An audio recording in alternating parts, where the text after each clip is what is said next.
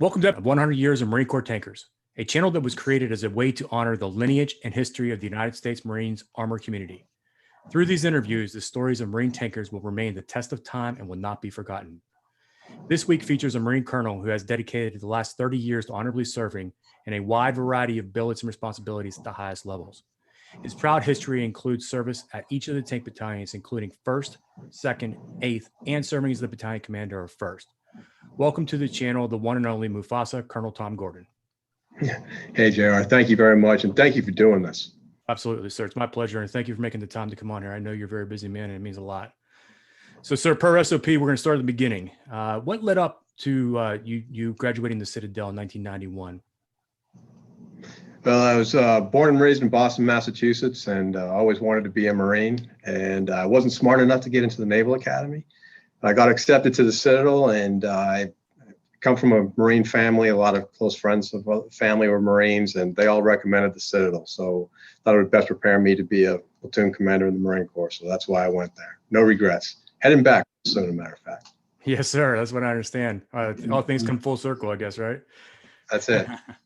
And then you completed the basic school and then went on to the Armor Officer Basic course, where you reported then to 1st Tank Battalion, where you served the first time from 1992 to 95. What are some early memories from this first tour, sir? Oh, well, it was a great time, but coming in right after Desert Storm, it was a difficult time for a young second lieutenant because the battalion was full of the most salty, 3-year Lance Corporals in the Marine Corps. They had just finished Desert Storm, and they were more than happy to tell all us brand new second lieutenants how it was in the war. So, it was the have and the have-nots, right? So the Marines had been in combat a while. So those that were running around wearing desert boots were revered because it was kind of like the badge of honor. They were the ones that had been there and done that. And the rest of us, well, we were not proven. But absolutely phenomenal staff NCOs at that time. I think, as you look at all of our lineage, right, kind of the pedigree of tank officers in the Marine Corps, really, you can trace it back to whoever your first platoon sergeant was. If you had a superior or an exceptional platoon sergeant, you had a giant leg up on everybody else. I was completely blessed. I had probably the best platoon sergeant a young second lieutenant could ever had. I had Mumbo. I had Master Guns Mummy as a brand new staff sergeant right off the drill field. And so it was Mummy and Gordon, Charlie 1st Platoon. And then after Mummy, I had Stephen Guitar Melville, another legend in the Marine Corps, right, as a sergeant for a little while as well. So I was set up for success, standing on the shoulders of giants as a second lieutenant. Yes, sir. And that brings us up to where you left the tank battalion for a little while, went over to the depot on the island as the Echo Platoon Commander and then Company Commander for 2nd Recruit Training Battalion. How do you think being a tanker helped set you up for this billet, sir? Well, it was a great opportunity. As I tell everybody, I learned how to be a tanker in the fleet, but I learned how to be an officer in the Marine Corps. And I was privileged to command Echo Company in 1995 to 1997. I was the CO down there, and learned a tremendous amount about leadership. But most importantly, I learned what an NCO can do, right? So I returned to the fleet as a company commander. My expectations of what an NCO and what a staff NCO can do was totally changed. And the bar was raised significantly higher coming off the depot. But I'll tell you what, coming back to the fleet with that same expectation, the NCOs that I had, in Bravo Company and then later Alpha Company certainly rose to that standard. And, the tankers that we had in both those companies, the NCOs especially, I was very blessed, very blessed. Yes, sir. I appreciate you saying that. And having seen that as the way that you handle Tank Battalion, which we'll get to in a moment, that's true testament of who you were and the fact that you forced us to become better than we even thought we could. So that's an absolute testament to your leadership, sir. After completing the Armor Officer course in 1998, you were then transferred to 2nd Tank Battalion, where you served as the company commander, like you had mentioned, for Bravo and Alpha companies, and then the Battalion Assistant Operations Officer. Was there a deployment at this time, sir? There were no deployments back then for the tank companies. Lee Rush was my 1st platoon commander. He had a stacked platoon, and Lee is an exceptional officer, and they deployed. He actually went out on the 2 Mu, I believe it was, with Mackenzie, now General Mackenzie as the BLT commander. We did do a couple of dynamic mixes. So we went to Turkey and we went to Greece during my time. Those were the only OCONUS exercises that we did, but they were both phenomenal opportunities for the Marines. And then 2000, obviously a very instrumental year for the country. And then you were then assigned as the 8th Tank Battalion Inspector Instructor in Syracuse, New York. Right. Good. Yes. So I was in New York, not New York City for 9/11, but I could tell you a real quick sea story on that one. So we were in New York City for Top Graham was my ops chief up there. Say again, Graham. We were actually on the range over at the Air Force Base, burning up the last of the ammunition we had in September, right? So we didn't want to let that ammunition go to waste. So we were all shooting, and then we got word that the towers had fallen. And the Air Force Base, which was right adjacent to the tank company there in Syracuse, New York, was the 174th Fighter Wing. They were an F-16 squadron. And after the CAP, the Combat Air Patrol that was being resourced by, I believe, Otis Air Force Base, all those guys went bingo. Well, the boys from Syracuse, as they call themselves, had to get up in the air. Well, the problem was that no one ever would imagine that Air National Guard squadron would have to scramble and get, fighters in the air that same day. And they didn't even have any ordnance. So the tank battalion, or tank company at that time, I had both Bravo and a huge part of H&S there with me.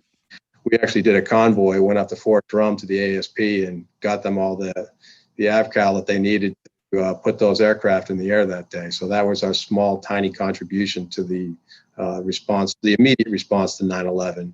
And then, of course, we had the opportunity 2 years after that to mobilize that unit, first time in living memory that unit had been mobilized, and they went and attached the 2nd Tank Battalion and did the march up. Yes, sir. And with that, sir, having that experience with 8th Tank Battalion, how did you see a difference between the reserve tankers and the active duty tankers? Absolutely. And I'll tell you, there's a lot more there with the reserve tankers. They're every bit as capable, especially at the junior and at the NCO and at the junior Marine level. Every bit as qualified. So the Lance Corporals you have out on I&I duty, they're college students, they're cops, they're firemen. They're a lot more mature than your 18-year-old PFC that you get in the fleet. So they bring that additional experience with them, and they want to go out and they want to tank. I absolutely loved working with the reserves. I was incredibly impressed with the quality and the caliber of the Marines out there, and the officers and the staff NCOs, are all patriots as well. But the young Marines, there's just there is a level of maturity, and with that level of maturity, you can do a lot more things with them. So I was a big fan of the total force, and the proof is in the pudding. And when they did the march up there, they did exceptionally well and became the main effort at one point to go. Once they had taken Baghdad, it was Bravo Company 8 tanks that went up, I believe, with Task Force Decrit and General Kelly. So that was, they did great. Pat Cox was the company commander, did exceptionally well. Yes, sir. And I'm sure as the watch officer for the G3 for First Marine Expeditionary Force during Operation Iraqi Freedom, you were watching those tanks very closely. I was just grateful I got to deploy. I couldn't imagine how miserable it would have been being stuck back in Syracuse watching it on CNN. So they did grab the I&Is there. I think we were the C team. We deployed basically we actually deployed, if my memory serves me correctly, on March 23rd. So we basically showed up just in time, and just happy to participate, and certainly had a front row seat and learned a tremendous amount. And that's when General Conway had the MEF and General Stalder was the DCG. So it was a professionally rewarding experience for sure. And then in 2003, sir, you got an opportunity to really tour the battlefield and get a full view as the now promoted to major for working as the U.S. CENTCOM J3. During this time, you toured Afghanistan, Iraq, Kuwait, Qatar, and then also the force rotations and coalition support. So I'm sure you were extremely busy during that period of time. Yeah, it was a crazy time. So somehow or another, I had no JOPS experience, but as a Marine field grade officer, you're expected to be that utility infielder.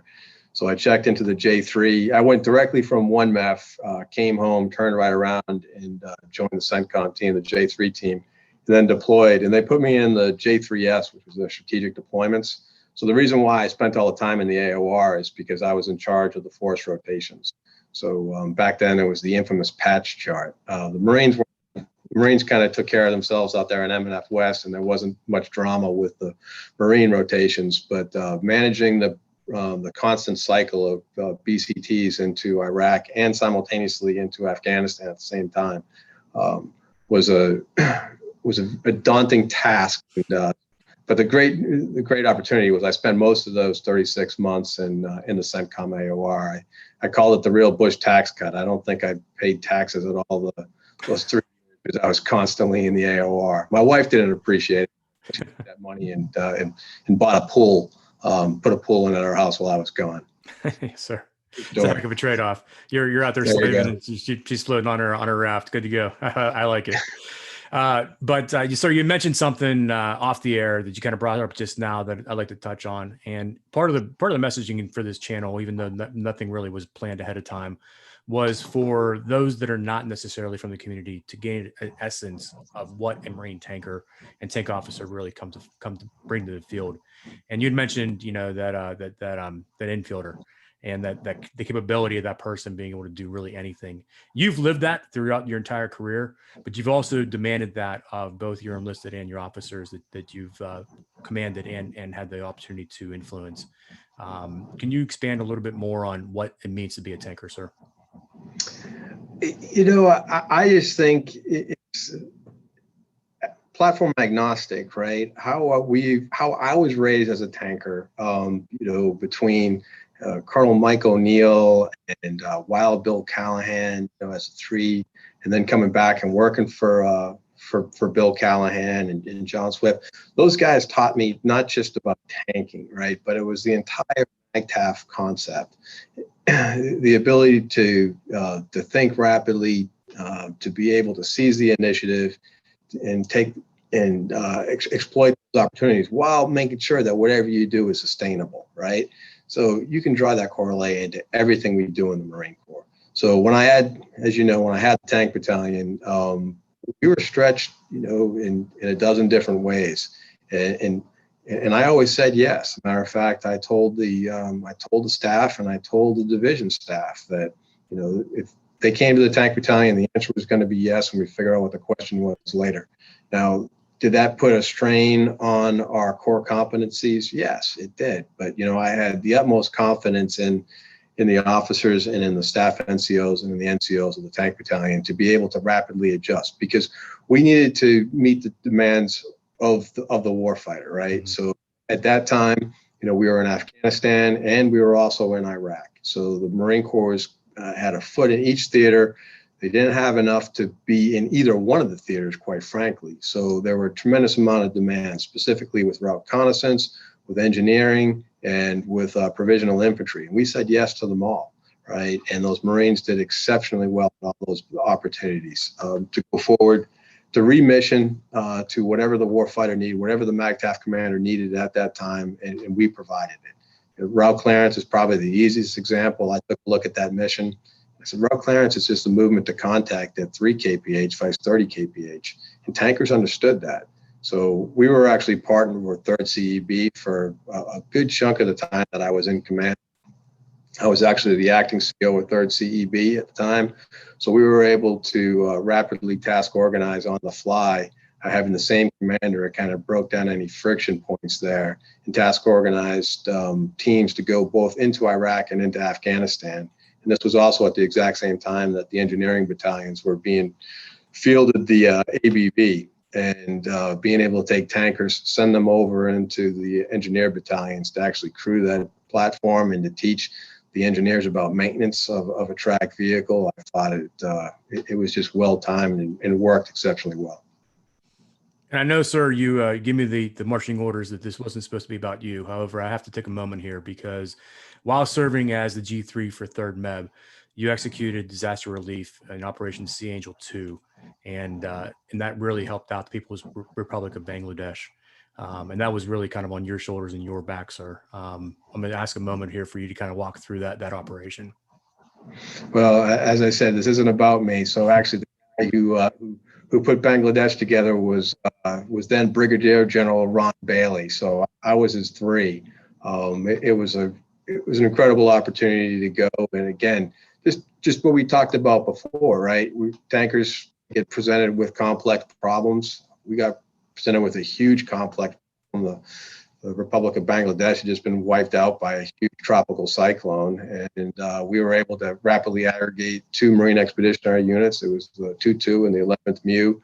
General Bailey and I went ashore with a small team and set up a combat operations center in the courtyard of the embassy in Dhaka. And when we set up a hub and spoke distribution network down in there in a place called Barisal. This is all logistics, right? So tankers logistics. They understand sustainment. They understand that, hey, you got to lead this thing, because hey, if you're doing the march up and you wait till your tanks get down to 25% fuel, you're back on fuel, you won't have enough to be able to resupply the tank company to get it back into the fight, right? You got to be feeding it at the top. So we just kind of took that same maneuver mindset, into humanitarian assistance operations, and we were able to successfully restore we were able to get them up on their feet and turn it over to the NGOs and to the host nation. We're able to successfully transition the operation into those that could sustain it. Sir. Then June 2008, sir, is when you and I had an opportunity to, me as a young lieutenant, to meet my battalion commander as the battalion commander of 1st Tank Battalion. During this tour, sir, I remember having you sit in front of the battalion and explain to us what our mission set was. Obviously, it was right in the middle of a lot of different things going on. Like you'd mentioned, 2 different theaters. And if I remember correctly, your speech really kind of boiled down to excellence in the basics. Get back to the basics, get back to gunnery, put your trust and your faith in your staff and COs, and train the Marines to the best of your ability. Does that summarize kind of what you said at that time, sir? It did. And because we were, as I mentioned, I'm not kind of speaking out both sides of my mouth right now, and I realize that. And some of the former staff NCOs who work for me may be rolling their eyes if they're watching this. But I did, as much as I was demanding that we could remission the tank companies to do all these other missions that were not our core competency, right? Like route clearance and provisional infantry missions. I knew that if I didn't give you all, especially the lieutenants, right, the opportunity to see what right looked like, we would just have successive generations of tankers who had never gone out there and seen what a tank battalion was supposed to do. So if you recall back then, exercise Steel Night basically was a PTP exercise, a pre-deployment training exercise that was just for not the mission essential task, but the assigned task. So if they were doing route clearance, Steel Night was about certifying them to be a route clearance platoon. If they were doing provisional infantry, they were doing that. We weren't tanking, we weren't doing combined arms. Same with summer heat. That was the summer MRX. So I took a hard look at it, made a pitch up to General Waldhauser, who was the division CG at the time, to give us the opportunity to go back and do Steel Night. So we did 2 Steel Nights out there, and it was a Steel Night that I remember as a 2nd lieutenant that Mike O'Neill put together, right? We went out, we grabbed 3rd LAR, we grabbed the 311 and 3.5 and went out there, and we did, no kidding, a full up Steel Night. That first one was a little rough, but then we went that second year, expanded it. Randy Newman was the CO of 7th Marines. They were the regimental headquarters for it, but we actually got a lot more units out into the field the next time around. We had 1st LAR with Scooter Leonard, and again had 11, but also had 511 out there. And it was just a phenomenal training opportunity. And it was the first time that you all got to see that. So you know what right looked like. So when you came back as a company commander, you knew how to do it. See, the one thing I was concerned about during that period, because the deployment tempo was so great, you know, you were all on a one-to-one dwell, right? So by the time you got back, you were just turning around, trying to get ready to do the next deployment. When did you have time to get after your core competencies and do gunnery? And to do the tactics, right? Yeah, I was pushing hard on the three-legged stool, if you remember. Yes, sir.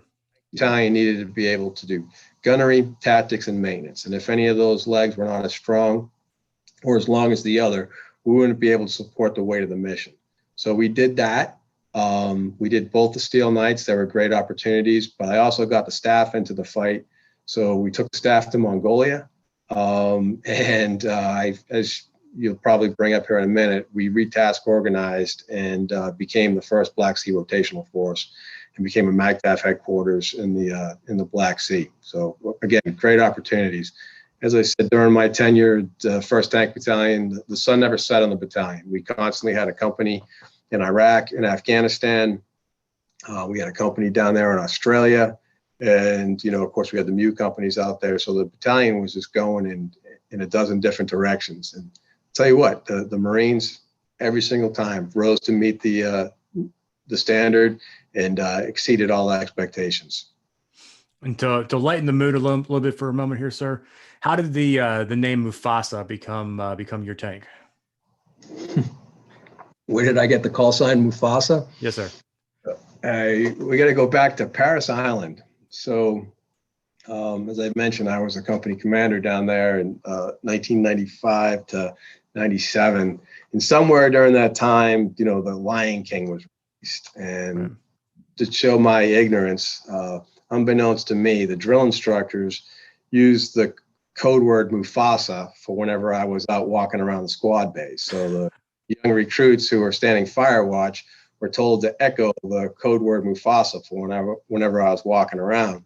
I was totally oblivious to it. So until I saw it on my plaque, and I was trying to figure out what the heck was this, because of course the series commanders picked up on it and they thought it was funny. And I thought it was just a one-off. But when I returned to the operating forces there at 2nd Tanks, I had a small part to play in making about 3,000 Marines during my tenure as a company commander on the drill field. As you can imagine, the law of averages, I had quite a few of them in my tank companies. So when I showed up, they were like, "Hey, that's Mufasa." And of course, then the staff NCOs, you know, it just stuck. You know, you don't give yourself a call sign, and I certainly would not have given myself the call sign Mufasa, but it stuck. Yes, no, I love it, sir.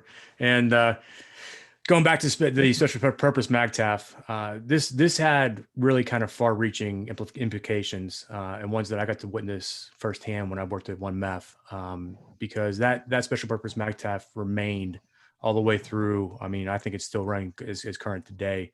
And that Black Sea rotational force that you all brought out there as really the first one had such an impact in the region and such an impact on the training and readiness of our nation and also our sister and our sister allies, that it, like I said, it remained.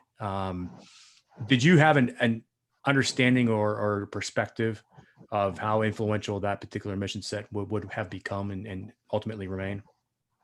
I didn't. It was an incredible opportunity. As I said, tankers, you know, seize targets of opportunity, right? So how that actually came about is, as I mentioned, at that time, the Marine Corps was trying to exfil out of Iraq and shift priority and build out RC Southwest there in Afghanistan. And quite frankly, they didn't have enough LIR, right? Because, you know, we have 3 LIR active and 1 reserve battalions. And, you know, it takes 3 to make 1, but there was a requirement for an LIR battalion in each of the theaters at that time. So the G3 for 1st Marine Division was then Colonel O'Donoghue, retired 3-star General O'Donoghue. And I went and I made the case that since the Tank Battalion had 2 companies of LIR assigned to me, because 3rd LIR was deployed, so I was the CO of both those companies. And I made the case that, hey, Tank Battalion could go and do this mission. And that was also kind of my circuitous way of getting tanks into Afghanistan, as I was extremely passionate about getting tanks into Afghanistan, as you recall, during the time. So I made the case. They took it up to the Ops Summit. They thought it was a great idea that the Tank Battalion would deploy as an in lieu of LIR battalion. So we call it Task Force Iron Wolf. We went out, we went through the entire PTP process, got certified to deploy, and then we got the rug pulled out from underneath us after an EOS, and the decision was made to send 4th LIR instead. Mm-hmm. So we're a full up certified training 05 headquarters, and this Black Sea Rotational Force mission, came back to 1st Marine Division vice, 2nd Marine Division because of the way the rotations were. So they asked me if we could do it. As I said, I'm a default yes guy, so we did, and incredible opportunity. We hit 12 countries that deployment. I think the Marines are going to be telling stories about it for the next 40 years, and every time I tell it, the story will get better. We had a great time. Had an opportunity to have a strategic impact. Of course, we were a giant irritant to the Russians the whole time. So everything you're learning, you read about now about operations in the information environment, we were doing it. Tankers, and just had it was an incredible opportunity. Great time. And before I have you relinquish your command in the summer of 2010, sir, are there any other parting comments or anything you'd like to circle back on regarding 1st Tank Battalion? It was just, I've had a 30-year Marine Corps career, but those 2 years as commander of the Tank Battalion, just that was it. That was the high water mark. I've had the privilege of working with some remarkable Marines and commanding other units of various sizes and complexity, but nothing could ever compare to those 2 years of command of 1st Tank Battalion. It was the best 2 years of my life. Hurrah, sir. And then spending a year as a fellow for the Massachusetts Institute of Technology, MIT, 2010 to 2011. You then deployed. Yeah, so just when you thought that the Marine Corps didn't have a sense of humor, they sent Gordon to MIT. Trust me, that was the punchline of many a straight line. I heard you did pretty well, though, sir. It might be a sense of humor, but I think you knocked it out of the park. So, as humble as they come, sir. June 2011, after MIT deployed as the MEF Forward Lead Planner and Liaison Officer for the Afghanistan drawdown. And having talked to Colonel Storer about this in particular, I know that there was a lot of challenges, and I'm sure at that level there was even more so. What were your biggest challenges that you had to overcome and use that tanker mindset to problem solve? Well, I was working for General Gurganis at the time. I was on loan from Marcent. They pushed me forward, and the mission was daunting. I still remember the numbers. The force management level, the FML, was 19,301, and we had to draw it down to just under 8,000, 7,800 and some change of Marines in the theater. They didn't remove a single tactical task. So it was a daunting challenge, and again, the Marines did exceptionally well. We had Marines at the time providing security for Leatherneck Bastion, and we finally had got the tank companies back in there, which were providing a disproportionate, impact, combat impact on the operation. Specifically, some of the remarkable things the tankers did over there in the Upper Garash Valley. They're just absolutely force multipliers, for the complexity of the operation at that time. But trying to make all those things work, it was a demanding time, and I think going back to the sustainment, because as we collapsed all this stuff down, we wanted to try to maintain as much combat power as possible. But my experience as a tanker told me that what was going to be absolutely critical with all these small outposts all over the place was that we retain that logistics capability, which unfortunately, was on the chopping block. Everyone was assume risk on logistics and security. Well, those are the two things that in that environment where you do so at your own peril. Yes, sir.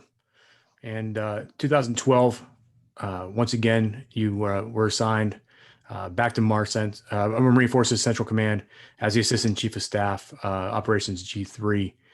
Was this a continuation of a previous mission set, or what were you doing during this time, sir? No, somehow or another, General Neller took over as Marcent, and he pulled me up. I was a Colonel Select at that time, and he pulled me up to be to his G3. So I was a component G3 as a Colonel Select, and you know what a Colonel Select is, right? It's a Lieutenant Colonel. So I was a component G3 for a couple of years under General Neller. I learned a lot, but it was the second most demanding job I ever had in the Marine Corps.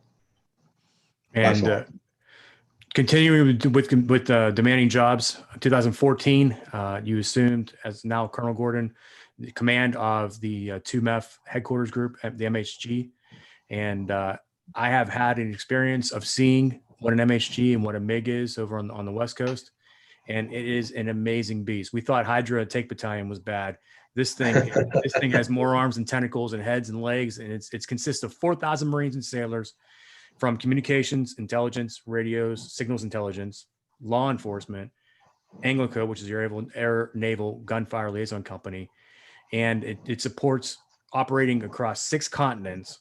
And it has 2 MEBs, 3 Marine Expeditionary Units, and a Special Purpose MAGTF. So this thing is like Hydra on steroids. So as the commander, sir, what were some of your leadership principles that you obviously preached up to this point, and I'm sure you had an opportunity to use in spades? Well, JR, I told you we weren't going to talk about me, so we're going to talk about, I will talk about the mission, because yes, the MHG was by far the most complex, Colonel Command in the operating forces, in my humble opinion, right? You said 4,400 Marines, 5 battalions, and all disparate battalions with discrete mission sets. But if you trace the lineage and you look at the former commanders, you trace how many times I put a former tanker in that billet. I actually took the colors from Jim Stopa. By the way, I took the colors from Jim Stopa for 1st Tank Battalion as well. So, but as I told you, my early mentors, Mike O'Neill, was an MHG commander. Bake was an MHG commander. There's a whole bunch of times that if you look back that Marine tank colonels have had the privilege of commanding an MHG. It was a lot of fun. I got to learn something every single day, do something different every single day. But the principles, the brilliance in the basics, and that balanced excellence approach that I tried to insist upon at 1st Tank Battalion, same command philosophy applied for the MHG. Back then, the Marine Corps we were starting to ease out of combat operations, and there was a tremendous focus on maintenance and material readiness and accountability at that time. The Corps had kind of let some of those skills atrophy, and the Corps was having a real hard time putting that discipline back into the system, right? And units were having a real hard time passing phasmo inspections and other material readiness assessments. So, falling back on my tanker roots, we were able to apply some of that material readiness best practices to those 5 battalions, and they all did exceptionally well on phasmo. But again, had some remarkable battalion commanders. All of them went on to be selected for top level school, and Colonel, save one who decided to retire. But John Bradley would have easily been a colonel as well. So once again, the luckiest Irishman you'll ever meet, because I just got remarkably talented subordinate commanders and some incredible staff NCOs that allowed me to stand on their shoulders. And sir, you'd mentioned that the Marine Corps has a sense of humor, and this next billet, I think, in fact, it may have actually played out, because they took a Bostonian, an Irish one at that, and sent you after an academic school year of 2016 to 17 to serve as a military fellow at the Council of Foreign Relations in New York City. So here you are, a Patriots fan, dead set in the center of New York City, sir. So I'm sure you wore your Tom Brady shirt around everywhere. I did, a matter of fact. It was my Gronkowski jersey. There's some stories about that, but not for this venue. It was an incredible opportunity. I have to admit, as a proud Bostonian, I went to New York City with low expectations. but I must admit, I was proven wrong at every corner. New York City was by far the most military-friendly place my wife Candace and I ever had the opportunity to serve. Met some remarkable people up there, some great friends, incredible hospitality and generosity, and an incredibly professionally rewarding experience to sit on the council. So, so it was a great opportunity. And continuing with greater opportunities, sir, from 2017 to 19, you selected to serve as the military secretary to the 37th Commandant of the Marine Corps, and General Neller that would be. And obviously, you knew him from back your days serving as his G3. Now you were his military secretary. And I know this isn't about you, sir, but a little bit is about you. Serving as the military secretary, I mean that's an incredibly influential and very impressive billet for a colonel. And I believe you were not the first tanker to have held that, but I think you were the most recent. Yes, there's been a tanker who has filled that billet before, and he too did it for more than 1 year. So I did it for 7 months. It was that was by far my most demanding billet I ever had. The military secretary, it's really the chief of staff for the commandant. So I was his chief of staff. General Neller's a remarkable leader. I don't think you can find anybody in the Marine Corps for a sense who cares more. But he's a demanding boss, and he spends a lot of time on the road. And so that was the best part of the job. Was we spent more than half the time outside of the Pentagon, traveling the world, seeing Marines in every climate place. So it was again a PhD level education. Learned a tremendous amount from the Commandant and from the ACMAC, General Walters at the time, but had the opportunity to sit at the table for some strategic decisions for the future of the Marine Corps. So it was professionally rewarding, but a most demanding task. Yes, sir. And you took that PhD education and literally applied it to an educational institute for your next billet and what will ultimately become your final billet in active service as the director of Marine Corps Command and Staff College. And having known a lot of peers of mine and friends of mine that have gone through with you as the director, sir, I will tell you that you have done a very fine job. And it's nice to be able to say, yeah, I know that gentleman. I've served with him before, and I know he's awesome. So congratulations on a successful tour there, sir. Yes, Jay, I'll be the first to admit I was ready to retire after 27 months as the MilSec. I was flamed out at that point, but ready to move on. But the previous commandant and the current commandant asked me to do this, and it took me about 5 seconds to say yes. I couldn't imagine a better last lap for me. And I don't intend on leaving anything on the track. It's been incredibly rewarding working with the future of the Marine Corps. The future's bright. We're in great hands. I have 213 students here. We call it the engine room. It's 213 horsepower. And these students are most capable of solving the complex national security challenges of the future. I'm supremely confident that we're developing the ethical leaders and the critical thinkers and the creative problem solvers that this nation is going to need, for the next time, our Marines are called into action. Yes, sir. And with history repeating itself and things coming full circle, where your career began is where your next career will begin. As hopefully I'm not letting the cat out of the bag, but you were selected to serve as the commandant for the Citadel. So congratulations on that appointment, sir. Hey, thank you. I'll be the first to admit I was extremely conflicted about retiring. I absolutely love what I do, and I would do it for another 30 years if they would let me. But yes, the Board of Visitors and General Walters does have a sense of humor as well. So I just found out a couple of weeks ago that I'll be the next commandant. So Candace and I are very excited to return to Charleston, where we met 31 years ago. Awesome experience, sir, and opportunity, and I know you're knocking it out of the park, and it's an absolute honor being able to say that I know the commandant of the Citadel.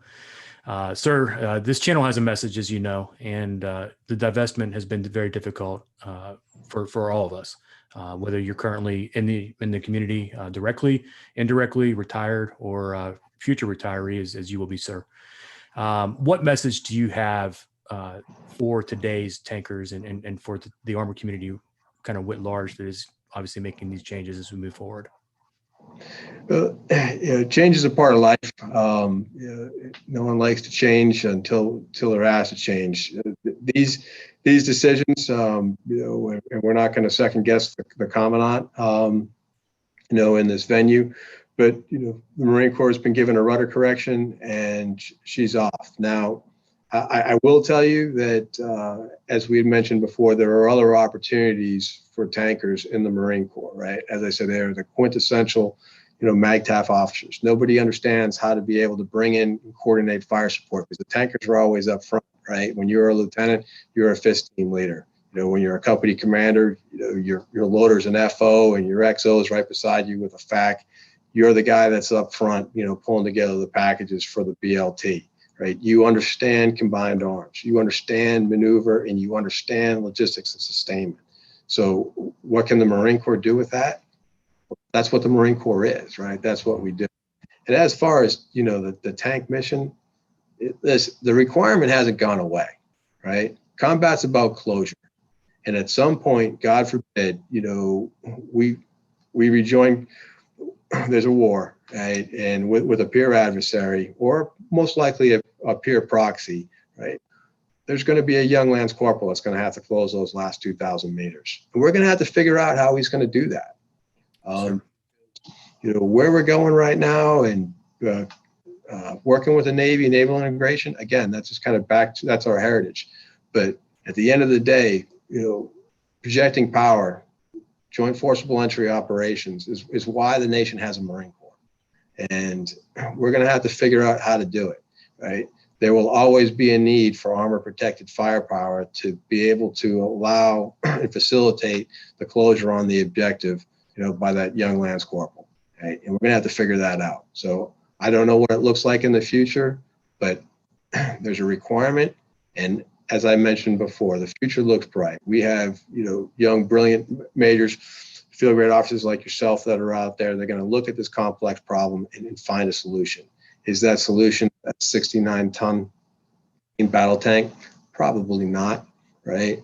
But we will find a way to meet that requirement, because the things that the tank community has always brought, that precision firepower, that mass, that shock effect, right? That's combat, right? That's the character war will change. That part of the character will not. So as I said, we just need to be ready. The war's tomorrow. If you were, as we're right now filming this episode, we're still in the midst of the COVID epidemic. Think about it. If you were scripting a road to war right now for an exercise, could you imagine a more opportune time for an adversary to strike than right? The impact that COVID has had on the readiness of the force, on the state of the economy, and quite frankly, the divisions in society.